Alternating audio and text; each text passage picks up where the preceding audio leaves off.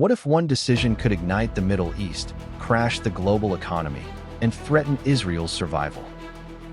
Years before tensions reached today's levels, one of America's top strategists issued a stark warning.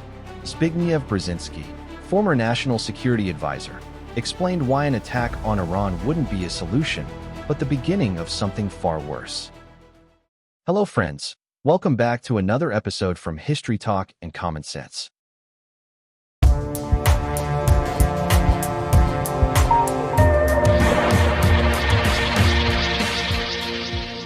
In 1979, when the Iranian Revolution overthrew the American allied Shah, Zbigniew Brzezinski was National Security Advisor to President Jimmy Carter. 30 years later, Iran's still a central challenge facing U.S. geopolitical strategy.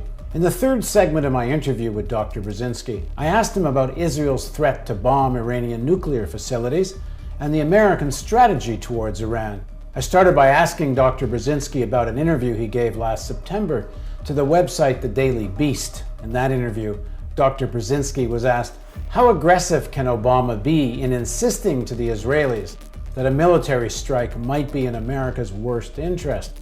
Brzezinski answered, we're not exactly impotent little babies. They have to fly over our airspace in Iraq. Are we just going to sit there and watch? He was then asked, what if they fly over anyway? Well, we have to be serious about denying them that right. That means a denial where you aren't just saying it. If they fly over, you go up and you confront them.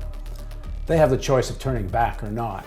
I sat down with Dr. Brzezinski at the Center for Strategic Studies in Washington, D.C., where he's a counselor and trustee. Talk about American strategy towards Iran. It's fairly well known. You had a bit of a falling out with President Obama on this. You were talking about opposing any potential Israeli attack on Iran. I mean, you weren't the only one. No, I wasn't saying opposing. I was saying that we should not let them use our airspace without our permission, because no matter what, we would be held as complicit.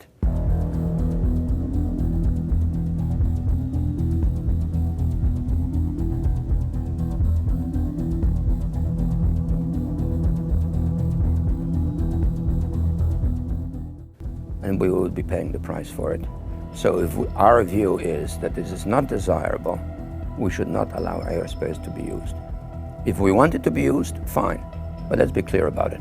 It's not a good idea to stumble into a war regarding which you're ambivalent. That has to be made, that decision has to be made with open eyes. But my view on Iran is that we have to be patient and that deterrence can work. We don't need to increase the scale of the conflict in the region that we have been discussing, because an increase in that conflict involving the Iranians in a collision with us would make our task in Afghanistan absolutely impossible, would probably reignite the conflict in Iraq, would set the Persian Gulf ablaze, would increase the price of oil twofold, threefold, fourfold, and Americans will be paying $5, $6 a gallon.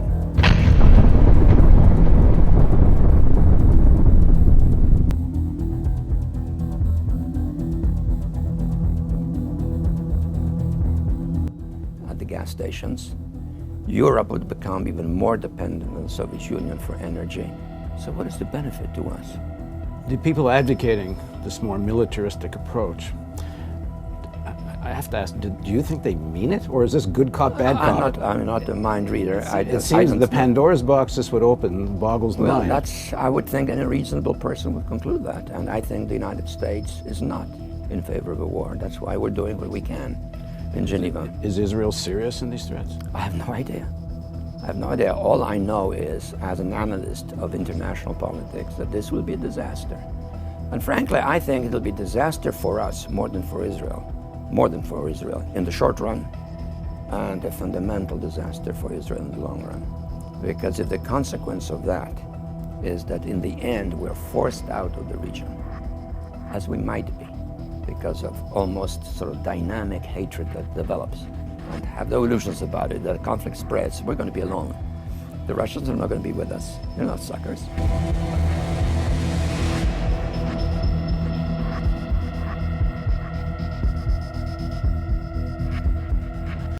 The Europeans are not going to be with us. They don't like to be in the forefront of conflict for historic reasons. We are going to be engaged. And if we are finally driven out, how much would you bet on the survival of Israel for more than 5 to 10 years after all that has happened? So, some people who criticize me for being straightforward on this think this is an anti-Israeli point of view. They're entitled to their demagogy. But my view is it will be a geopolitical disaster for us in the short run, and it's to the extent that Israelis are concerned about it for themselves. The pressure that's being put on Iran is pushing Iran closer to Russia and China. No, it's not pushing them close to Russia or China. We're pushing the Chinese and the Russians to engage in a more direct conflict with the Iranians, but they're reluctant because they have a different view of the situation. And in a different way, each has different interests. But Russia and China are both getting much more involved in the Iranian economy. The Iran comes to the Shanghai Cooperation Agreement meetings. No, wait a second. The Chinese are getting more involved in the Iranian economy because they need energy. And they're not going to be particularly grateful if we produce a conflict in the region. And that will also affect them. And what consequences that might have for the world economy is hard to predict. All I'm saying is, don't trifle with this silly notion, we'll just bomb them and the problem is solved. It's a false analogy, and historically, there's one fundamental lesson we shouldn't forget. Stalin and the Soviet Union was more of a threat than Iran ever will be, and yet we deterred it. Mao Zedong talked of a nuclear war which might kill 300 million people, and so what? And we didn't have a war with the Chinese. Why should we act like crazies in dealing with Iran? This will be a disaster for the United States more than for Israel. Years after warnings like this, and even after war simulations like Millennium Challenge 2002, the path forward didn't change. When the risks are known, when the consequences are clear, what drives nations to move forward anyway? Strategy, miscalculation, or something else entirely?